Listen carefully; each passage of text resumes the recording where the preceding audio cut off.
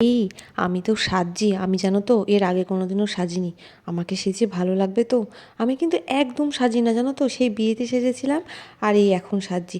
আমাকে কিন্তু একদম বেশি কিছু উগ্র করে দিও না, আমি কিন্তু একদম সাজি না বেশি। কেমন আমাকে লাগবে, সবাই দেখে কি বলবে, আমার না কেমন কেমন লাগছে। জানি জানি, এগুলোই মাথায় চলে তো, খুব স্বাভাবিক এগুলো, এগুলোতে হওয়াটা খুবই স্বাভাবিক। কিন্তু আমরা যখন আছি, তোমাদের চিন্তা কিসের? আমাদের দায়িত্বই তো এটা, তোমাদের সুন্দর করে সাজিয়ে দেওয়া। তোমরা আমাদের উপর যে ভরসা করেছো, এটাই তো আমাদের কাছে অনেক। এই দিদি কিন্তু সেই বৌভাতের পর এই ফার্স্ট টাইম সাজছিল, কিন্তু আমার ওপর ভরসা করে চুপচাপ ছিল, আর একটু নার্ভাস ফিলও করছিল। বারবার বলছিল, সাথী আমি তো এর আগে কোনো দিনও সাজিনি।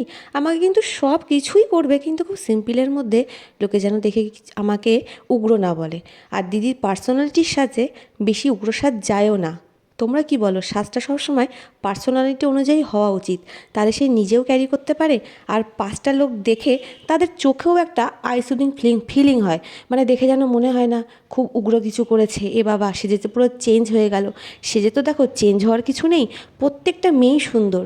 আমাদের কাজ তাদের ওই সৌন্দর্যটাকে আরটু ফুটিয়ে তোলা। তো এই দিদিকেও আমি সেরমই রূপ তোলার চেষ্টা করেছি।